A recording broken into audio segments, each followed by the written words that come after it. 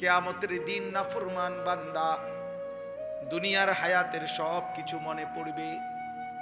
আল্লাহ বলেন সব গুনাহ সব পাপের কথা মনে পড়বে, কিন্তু ওয়া আন্না লাহুদ যিকরা, কিন্তু বলো না বান্দা সেদিন মনে পড়ে কি লাভ হবে? আল্লাহ বলেন রব্বানা আবসারনা ওয়া সামি'না ফারজি'না না'মাল সালিহান ইন্না মুকিনুন। নাফরমান বান্দা সেদিন হাসরের মাঠে আল্লাহকে বলবে, আল্লাহ আজ আমি পুরা হাসরের ময়দানের সব কিছু দেখলাম, শুনলাম, বিশ্বাস করলাম, আজকে আমি নিজ চোখে দেখে সব মেনে নিলাম, একটা বারের জন্য দুনিয়ায় আমাকে ফেরত দেন, না আমাল সালিহান, এবার যদি যেতে পারি আমি নেক আমল করব। খোদার কসম আল্লাহ বলবেন বান্দা আমি চাইলে তো জাহান্নামে এক নজর দেখাইয়া, হাসরের মাঠ এক সেকেন্ড দেখাইয়া, কবরের আযাব দেখাইয়া, তোমার হায়াত থাকতো তো তোমারে দিয়ে সেজদা দেওয়াইতে পারতাম, আমি চাইলে তো তখনও পারতাম। আজ জাহান্নাম দেখাইয়া যদি সেজদা দেওয়ান লাগে এটা তো এখনো পারত। কথা বুঝেন নাই কথা? কবরের আযাব আল্লাহ এক সেকেন্ডের জন্য আমগরে দেখাইতে আল্লাহর পক্ষে সম্ভব না? তা আল্লাহ তো বলেন আমি তো ওয়ালাউ শি'না লা আতাইনা কুল্লা নাফসিন হুদাহা, আরে আমি চাইলে পারতাম বেটা। হাদিসের মধ্যে আছে, প্রিয় ছেলে প্রিয় বাবা বুঝো, আব্বা বুঝো, এক প্লেট খিচুড়ি জীবনের কোনো সমাধান না। এক প্লেট খিচুড়ির শেষ গন্তব্য বাথরুম, এক পোটলা বিরিয়ানির গন্তব্য বাথরুম, এক সেজদার গন্তব্য জান্নাত।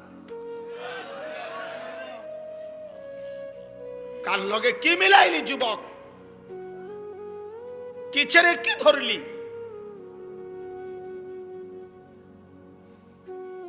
একটা বনরুড়ির গন্তব্য কি, একটা সেজদার গন্তব্য কি?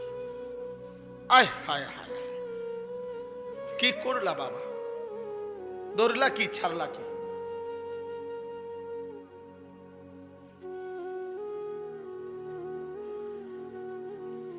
রাসূলুল্লাহ সাল্লাল্লাহু আলাইহি সাল্লাম বলেন প্রত্যেক পাপীকে যখন, হাদিসে মুশকাতে স্পষ্ট আছে, প্রত্যেক পাপী বান্দাকে যখন লাশের খাটিয়ার মধ্যে মানুষ যখন কাঁদে নেয়, লাশের খাটে, আল্লাহর কসম নবী বলছে এই নাফরমান এত জোরে চিৎকার করে আর বলে ইয়া ওয়াইলাহা, হায় আফসোস, তোমরা আমারে কই দিচ্ছ, আমারে নিও না, তোমরা কবরের দিকে নিও না, আমারে নিও না।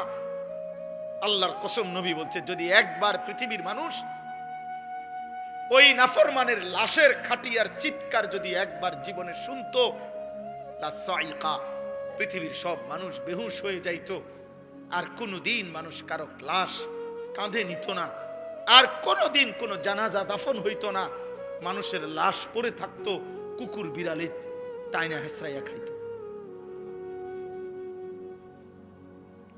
কারণ ওই তো এই ভয়ে নিবে না কাঁধে, কারণ যদি এটা চিৎকার মারে।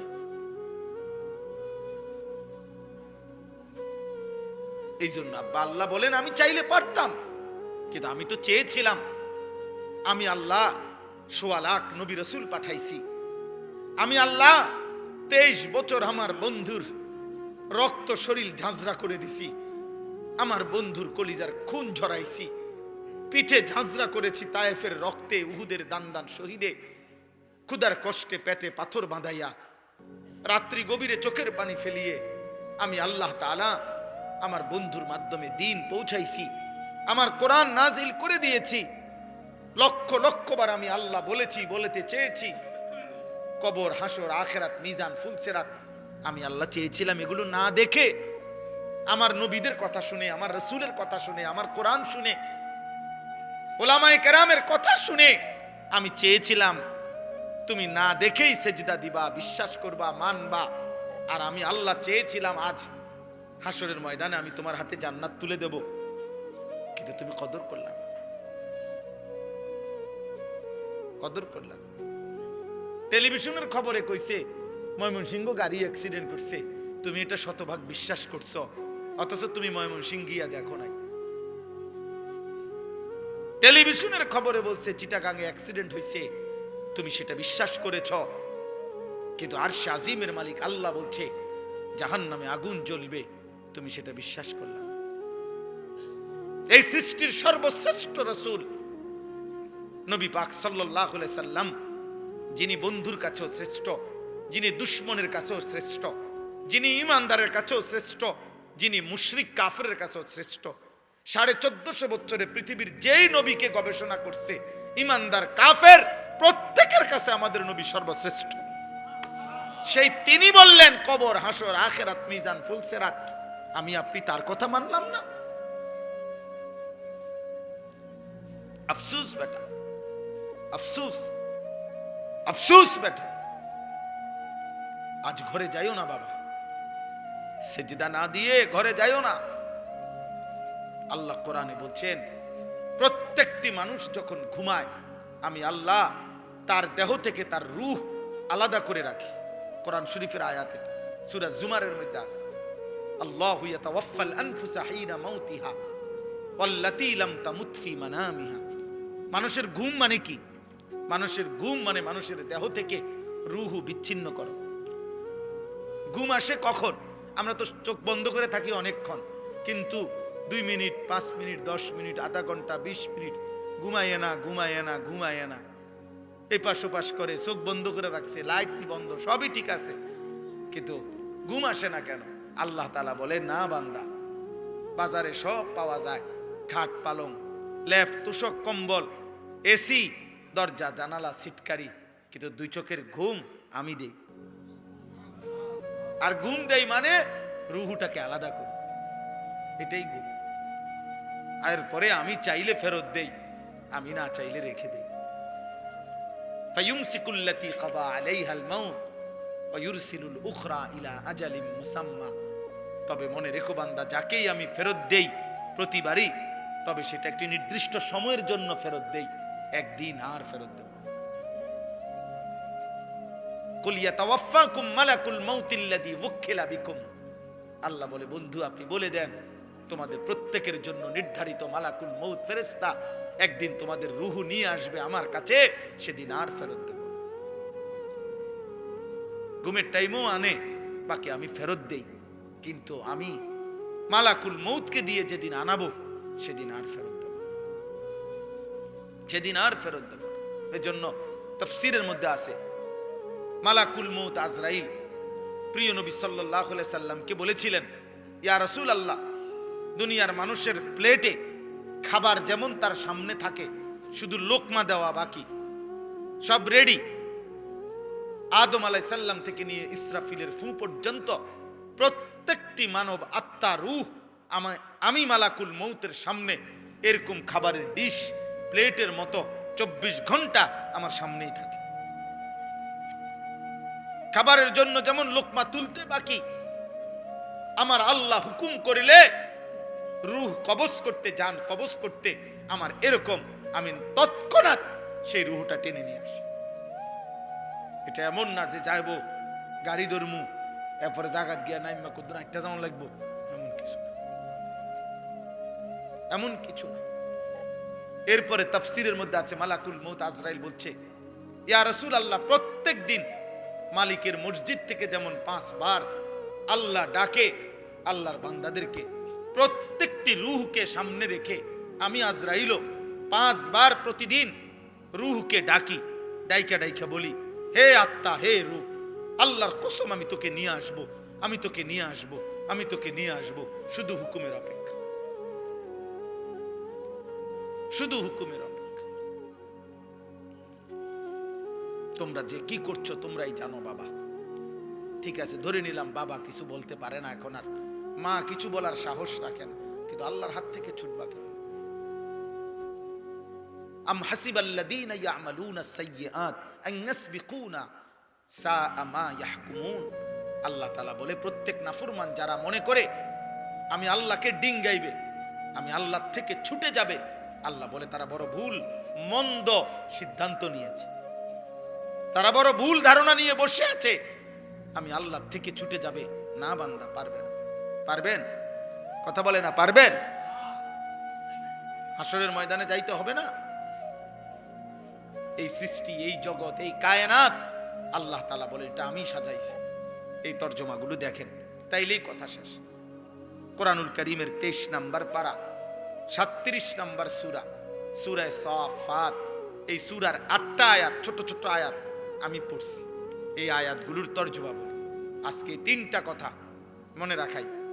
এক, প্রত্যেক আমরা যারা পাপ করি, আমাদের পাপের ক্ষেত্রে 3টা জিনিস আছে। এক, আমি নিজে পাপী। 2, আমার পাপের সাথে কারো না কারো কেউ আমার সঙ্গী আছে, অর্থাৎ কারো না কারো প্ররোচনায়, আজ হোক আগে হোক, কেউ না কেউ আমাকে মন্দ কাজের দিকে প্ররোচনা দিয়েছে, ওয়াসওয়াসা দিয়েছে।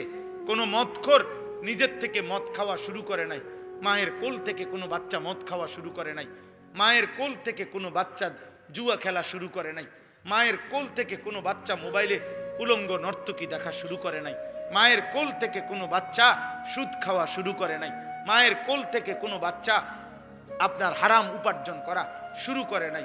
পরবর্তী জীবনের চলার পথে কোনো না কোনো অসৎ বন্ধু, অসৎ সঙ্গী, অসৎ সাহচর্য, অসৎ সান্নিধ্য তাকে এই পাপের মধ্যে জুড়াইছে। সে এমন কাউকে দেখছে, এমন কারো সাথে মিটছে, এমন কোনো জিনিসের সংস্পর্শে আসছে যে তাকে গুনায় অভ্যস্ত করে দিয়েছে। এই দ্বিতীয় জন। 3 নাম্বার, আল্লাহকে বাদ দিয়ে যে পাপ করতে, প্রত্যেক পাপী অজান্তেই, মনে রাখবেন, আমি কিংবা আপনি, জওয়ান কিংবা বুড়া, নারী কিংবা পুরুষ, প্রত্যেক পাপী মনের অজান্তেই সে কিন্তু আল্লাহকে ছেড়ে দেয়। সে কাকে ছেড়ে দেয়? এটাই বাস্তবতা। সে আল্লাহকে ছেড়ে দেয়, সে আল্লাহকে পাত্তা দেয় না, আল্লাহকে কিছুই মনে করে না। এই ছেলে, কথা বলো না বাবা, বসো। জি, কথাটা শুনে, এটা বুঝলেই তর্জমা বুঝতে সহজ, মানে এটাই মেন বক্তব্য। প্রত্যেক পাপী মনের অজান্তেই কারো না কারো উপরে ভরসা করে, আল্লাহকে বাদ দিয়া। সে মনে করে আমার লোক আছে, আমার নেতা আছে, আমার বাহিনী আছে, আমার টাকা আছে, আমার শারীরিক সক্ষমতা আছে, আমার বন্ধুরা আছে, আমার ফলাইন আছে, আমার কিছু না কিছু একটা আছে। এই যে কোরআন শরীফে আছে, আবু লাহাবকে আল্লাহ বলছে মা আগনা আনহু মালুহু ওয়া মা কাসাব। আল্লাহ বলছে, আবু লাহাব, আমি তোর হাত সুদ্ধা খাইয়ালাম, তোরে সুদ্ধা বাইরালাম, গিল্লালাম বেটা। তাব্বাত ইয়াদা আবি লাহাব ওয়া তাব্বা। আবু লাহাব বলতো 2 কথা, আমার জিফুত বংশ অনেক বড়, আর 2, আর্থিক সম্পত্তিও অনেক বড়। আল্লাহ বলছে মা আগনা আনহু মালুহু, আমি আল্লাহর হাত থেকে আবু তালেবের সম্পদ তাকে বাঁচাইতে পারবে না। ওমা কাসাব, এবং তার এই কাসাব মানে তার আওলাদ বংশধর, তাকে আমার আযাব থেকে বাঁচাইতে পারবে না বেটা। আমি যখন টান দেব তখন আর তোর আব্বাও তোর পাশে থাকবে। কারুন, কোরআনে আছে, কারুন বলছিল ইন্নামা উতিতুহু আলা ইলমিন ইনদি। মুসা আলাইহিস সালাম যখন কারুনকে বলছিল আল্লাহর দেওয়া সম্পদ আল্লাহর পথে খরচ করো, কারুন বলছিল মুসা তোর আল্লাহরে বলিস আমার সম্পদ এগুলো ইন্নামা উতিতুহু আলা ইলমিন ইনদি, আমি আমার বুদ্ধি খাটাইয়া আমি উপার্জন করেছি, আল্লাহ খাটাবার। আল্লাহ কি তা? এই বেটা, পরিশ্রম করলাম আমি, বুঝেন নাই কথা? আল্লাহ বলছে আচ্ছা আপনারটা আপনি কামাই করছেন তো ঠিক আছে, যেহেতু কারুন তুমি নিজেই তোমার সম্পদ উপার্জন করেছো, অতএব এটাও তো বোঝা যায় তুমি তোমার সম্পদের সংরক্ষণ ও শতভাগ করতে পারবা। কেন, যেহেতু উপার্জন করছো তুমি, তো তুমি তো এগুলো ধরেও রাখতে পারবা। তো ঠিক আছে, তুমি কদ্দুর ধরে রাখো, আমি কদ্দুর নিচের দিকে টান দেব। কোরআন শরীফে আছে ফাখাসাফনা বিহি ওয়া বিদারিহিল আরদা, আমি আল্লাহ তাআলা টান দিলাম নিচের দিকে, মাটির নিচে। তো কারুন তার ঘর সম্পদ, অর্থ করি, স্বর্ণ হীরা জহরত, মণি মাণিক্য সহ নাফরমান জিন্দা মাটির নিচে দাফন হয়ে গেছে, দাফন হয়ে গেছে। তাহলে প্রত্যেক পাপী, মনে রাখবেন আব্বা, জোয়ান ভাই মনে রাখো তুমিও, পাপের মুহূর্তে সে আল্লাহ থেকে ভরসা সরায় ফেলে, আল্লাহর উপরে তার আস্থা সরে যায়। সে তখন আল্লাহকে কিছুই মনে করে না, আমি কিংবা আপনি প্রত্যেকে। তখন যাকে ভরসা করলো, তখন যেই জিনিসটার উপরে সে ভরসা করেছে, এটা একটা, সেটা ব্যক্তি হোক, বস্তু হোক, যেটাই হোক। তো আল্লাহ তাআলা কিয়ামতের দিন ফেরেশতাদেরকে বলবে, প্রত্যেক পাপীকে 3 জিনিস সহ একত্র করো। 1, পাপীকে। 2, এই পাপ কাজে তার সঙ্গী যে ছিল বা যে তাকে সঙ্গী হয়ে পাপ করাইছে তাকে। 3, পাপের সময়ে আমি আল্লাহকে বাদ দিয়ে সে যার ভরসা করত, যাকে ডাকতো, ওরে মূর্তি হইলে মূর্তি, মানুষ হইলে মানুষ, অন্য কোনো আসবাব হইলে হেডা আনো, তিনটা একসাথ করো, আল্লাহ বলবেন। আর একত্র করে এই উহশুরুল্লাযীনা যালামু ওয়া আজওয়াজাহুম ওয়া মা কানু ইয়াবুদুন, আল্লাহ তাআলা বলবেন এই 3 জিনিস একত্র করো, পাপীকে এক, পাপের সঙ্গীকে, এবং আমি আল্লাহকে বাদ দিয়ে সে যার উপরে নির্ভর করত তাকে। এই 3 জিনিস একত্র করে ফাহদুহুম ইলা সিরাতিল জাহিম, আল্লাহ ফেরেশতাদেরকে বলবে এই তিনটাকেই জাহান্নামের রাস্তা ধরায় দাও, দাঁড়া জাহান্নামের দিকে পাঠা, লাথি দে, একটা লাথি দিয়া জাহান্নামের দিকে পাঠা, যা এই রাস্তা দেখা, এবারে এন্ডে সোজা করা, জাহান্নাম যেই রোডে, ওই রোডে লাইন ধরা। ফাহদুহুম ইলা সিরাতিল জাহিম, এই দেখো আল্লাহ এটাই বলছেন এখানে। এজন্য দোস্ত, প্রিয় ছেলে, প্রিয় বাবা, নিজেও নষ্ট হচ্ছে, অনেকে অনেক বন্ধুদেরকে নষ্ট করে দিচ্ছ। আব্বা মনে রাখো, তোমার অস্বসায় পড়ে ওই ছেলেটা আজ জুয়া খেলে, তোমার অস্বসায় পইরা তোমার কারণে আজ এই ছেলেটা সারা রাত উলঙ্গ ছবি দেখে অভ্যস্ত হয়েছে। তুমি তারে বিড়ি ধরাইছো, তুমি তারে নারী চিনাইছো, তুমি তারে জিনা ব্যভিচার শিখাইছো, তুমি তারে উৎসাহ দিছো, দোস্ত বেঈমানের মতো চুল রাখছো, তোরে খুব ভালো লাগতেছে, তুমি তারে বলছো আজান হইছে, তুমি তারে একবারও বলো নাই, বরং তার সাথে তুমি গুনার আড্ডাই দিয়ে যাচ্ছ, অথচ নামাজের ওয়াক্ত চলে যায়। এটা মনে রাখতে হবে। যারা সুদ খান, কিস্তি নেন, ওনারও কইয়া রাখবেন, মিলেমিশে দুজন এক লগেই দাঁড়াম। হ্যাঁ, আল্লাহ তাআলা বলেন ফাইন্নামা হিয়া জাজরাতুন ওয়াহিদা, আল্লাহ তাআলা বলেন হাসরের মাঠ কেমনে কায়েম হবে বান্দা জানো? ইসরাফিলের একটা বিকট আওয়াজ, ফু সিংগায় ফু দিবে দ্বিতীয়বার, আবার কবর থেকে সব দাঁড়িয়ে যাবে, সমস্ত কিছু কবরের নিচে যা ছিল কবরের উপরে উঠে আসবে, আর ওই মাঠটাই হাসরের মাঠ। জাজরাতুন ওয়াহিদা, মনে হবে যেন ফেরেশতা ইসরাফিল যেন তার সিংগায় একটা বিকট আওয়াজ করলেন, একটা আওয়াজ হলো, সবকিছু নিচের কবর থেকে উপরে উঠে আসলো, হাসরের মাঠ কায়েম হয়ে গেল। এরপরে ওয়াকালু, সমস্ত নাফরমান বলবে ইয়া ওয়াইলানা হাদা ইয়াউমুদ্দিন, হায় আফসোস, হায় আমার মন্দ কপাল, এটা দেখি সত্যি সত্যি হাসরের দিন, হাসরের দিন। ইন্না লিল্লাহ, আসলেই তো, আমি তো ভাবছিলাম কয় মনে এমনি কয় হুজুররা, আমি তো ভাবছিলাম বলে বলে, আসলে মনে কি জানি কি কদ্দুর কি হয় না হয়, এখন যে দেখি সত্যি সত্যি হাদা ইয়াউমুদ্দিন, এটা তো হাসরের দিন, আখিরাতের দিন।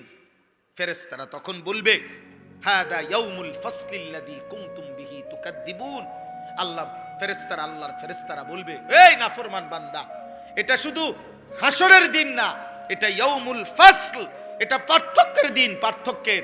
আজ ফয়সালার দিন, আজ পার্থক্য হবে, আজ জালেম মজলুম আলাদা হবে, আজ কাতিল মাকতুল আলাদা হবে, নিহত ব্যক্তি আলাদা দাঁড়াবে আর হত্যাকারী আলাদা দাঁড়াবে, আজ জালেম আলাদা দাঁড়াবে, আজ মজলুম আলাদা দাঁড়াবে, আজ মুমিন আলাদা দাঁড়াবে, আজ নাফরমান কাফের আলাদা দাঁড়াবে, আজ সেজদাওয়ালা আলাদা দাঁড়াবে, আজ সেজদা ছাড়া আলাদা দাঁড়াবে, আজ হালাল উপার্জনকারী আলাদা দাঁড়াবে, আজ সুদখোর কিস্তিখোর বেঈমান আলাদা দাঁড়াবে, আজ ইমানদার নেককার চরিত্রবান পর্দানশীল নারী আলাদা দাঁড়াবে। আজ বেঈমান, পাপী, বেহায়া, বেপর্দা নারী আলাদা দাঁড়াবে। আজ আলাদা করার দিন, ইয়াউমুল ফাসল। আজ পার্থক্যের দিন, আজ আলাদা হবে, আজ পার্থক্য হবে বান্দা। আল্লাযী কুনতুম বিহি তুকাদ্দিবুন। 63 বছরের হায়াত, 64 বছরের হায়াত, 70 বছরের হায়াত, 50 বছরের হায়াত, 30 বছরের হায়াতে প্রতিদিন তুমি যেটাকে মিথ্যা মনে করতা, আজান হইতো তুমি মনে করতা দেয় আরি আজান, আখেরাত হইতো না। ওয়াজ হইতো তুমি মনে করতা কয় আরি হুজুররা, এটি হইতো না। যেটাকে তুমি মিথ্যা মনে করতা, আজ সেই পার্থক্যের দিন। এই জন্য মনে রেখো যুবক, আজ তো সবাই বসছ, এখানে নামাজিও আছে, বেনামাজিও আছে। এটা দুনিয়া দেখে পারলা আর কি, হাসরের ময়দানে পারতাম। খোদার কসম, আল্লাহ তাআলা বলবে ওয়ামতাজুল ইয়াওমা আইয়ুহাল মুজরিমুন, হে নাফরমান পাপীরা, আজ আমার ইমানদারদের লাইন থেকে আলাদা হও। এই জন্য ইমানদার আপন জায়গায় দাঁড়িয়ে থাকবে, কিন্তু বেঈমান নাফরমানকে ফেরেশতারা টেনে টেনে বের করে, টেনে টেনে বের করে। বাইর হও, বাইর হও। ফায়ুখাযু বিন নাওয়াসি ওয়াল আকদাম। আল্লাহ কোরআনে বলছে প্রত্যেক বেঈমানের চুলের সামনের অগ্রভাগ এবং 2টা পাও ফেরেশতা ধরে ছাগলের বাচ্চা যেভাবে আলগি দেয় এইভাবে আলগি দিবে, দিয়ে জাহান্নামে হোক আর হাসরের ময়দানে হোক ছুঁড়ে মারবে, ছুঁড়ে মারবে। এই জন্য মনে রাখো বাবা, আমি অনেক দিন বলছি, এই যাদের চুল সামনে বড়, এই ডান দিকে বড়, বাম দিকে বড়, এই বেঈমানদের চুল, এটা হলো জাহান্নামীদের চুল। হ্যাঁ রাখো, আমার সমস্যা নাই, তোমার ভাত তুমি খাও, আমার ভাত আমি খাই, তোমার লাগে আমি আটকাই নাই, আমার জন্য তুমি আটকাইতা না। ভাতে তো খাওয়ার কিতা, আমরাও ভাতে খাই, কোনো চিড়া খাই না। দেখো তুমি চুল রাখো, সমস্যা নেই, কিন্তু মনে রাখো তুমি কাপুরুষ। প্রত্যেক ছেলে তোমাদের যাদের চুল বেঈমানদের মতো, মুশরিকের মতো, মনে রাখো তুমি কাপুরুষ। আমি বললাম তুমি, তোমার হিম্মত নাই, তোমার হিম্মত। কথা ছিল মুসলমানকে দেখে বেঈমান ইমানদার হবে, আজ বেঈমান তোমারে তার দিকে নিয়ে গেল।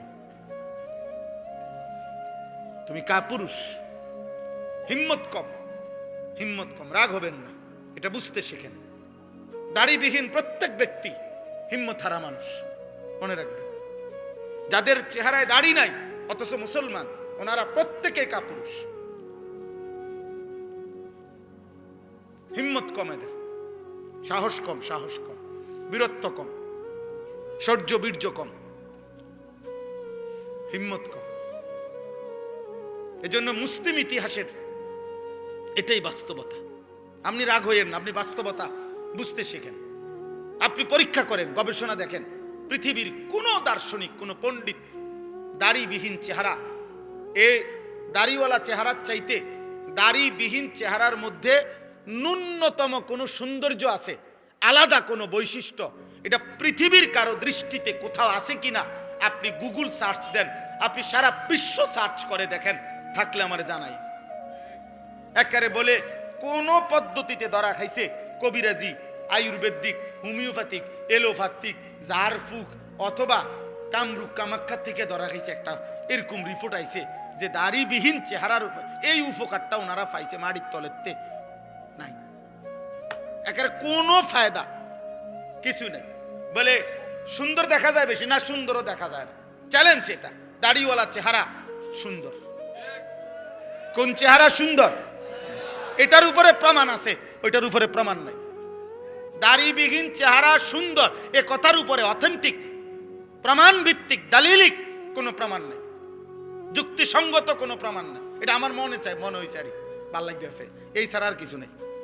কিন্তু দাড়িওয়ালা চেহারা সুন্দর এ কথার প্রথম দলিল হলো নবীজি সাল্লাল্লাহু আলাইহি সাল্লামের 1 লক্ষের চাইতে বেশি সাহাবী হাজার হাজার বার নবীজিকে দেখছে দাঁড়ানো, বসা, কাত হওয়া, শোয়া, হেলান দেওয়া, হাঁটতে, চলতে, ঘরে, বাজারে, ব্যবসায়, জিহাদে নবীজিকে বারবার সাহাবারা দেখছে।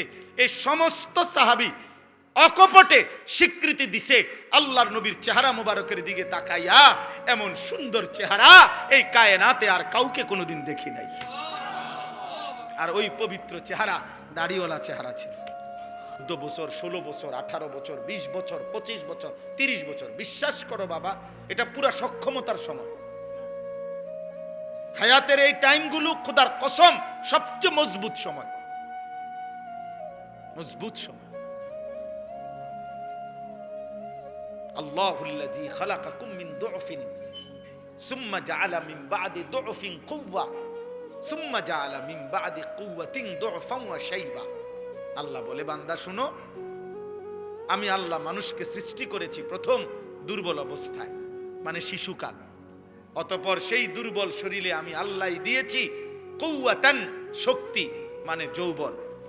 সুম্মা জাআলা মিন বা'দি কুওয়াতিন দুফান ওয়া শাইবা, পুনরায় আবার সেই শক্ত সামর্থ্য জওয়ান শরীরে আমি আবার ফিরিয়ে দিয়েছি দুর্বলতা, বৃদ্ধকালীন অবস্থা। আশ-শাবাবু বাইনা দুফাইন, তাফসীরের মধ্যে আছে দুই পাশে দুইটা গার্ড ওয়াল, দুই পাশে দুইটা ওয়াল, মাঝখানে যেটুকু জায়গা এটুকুর নাম যৌবন। দুই পাশে দুইটা ওয়াল দেওয়া, এক পাশে শিশুকালের দুর্বলতা, আরেক পাশে বৃদ্ধকালের দুর্বলতা, মাঝখানের এটুকু জায়গা, এটুকু হায়াত, যৌবনের শক্তি। তুমি যদি কিছু করো এই সময়, আজ তোমাদেরকে বুঝাইবার কেউ নাই, অসহায় অভিভাবক, অসহায় মা বাবা, তোমাদের অগণিত ছেলে 14 বছর 18 বছরের ছেলের কাছে অসহায়, মায়ের চোখে পানি, একাকী, বাবার চোখে পানি। আহা, আমার ছেলেটার দিকে তাকাইলেও ভয় লাগে, চুল রাখছে বেঈমানের মতো, মুশরিকের মতো, দেখলেই বোঝা যায় সন্ত্রাসী, সাদাবাজ, দেখলেই বোঝা যায় জুয়ারি, দেখলেই বোঝা যায় নেশাখোর, দেখলেই বোঝা যায় নারী উলঙ্গ ছবি দেখে অভ্যস্ত, দেখলেই বোঝা যায় সাপ দিয়া ধরে লাইব, ঘুষিও দিয়া লাইতারে, কনিও দিয়া লাইতারে। যার কারণে অসহায় মা বাবা, অসহায় শেষ পর্যন্ত অসংখ্য মা বাবা, আমি জানি বেটা, অসংখ্য মা বাবা নিরুপায় হইয়া ভাবে, যা কোনো না কোনো ভাবে তারে বুদ্ধি দিয়া বিদেশ পাঠাইয়া দে, বা চোখের থেকে সরা, কোনো না কোনো কামে টামে লাগাইয়া দে, সরা। এই চুল চেহারা, এই অজাত, এক ওয়াক্ত নামাজ নাই, সেজদা নাই, আল্লাহ নাই, খোদা নাই।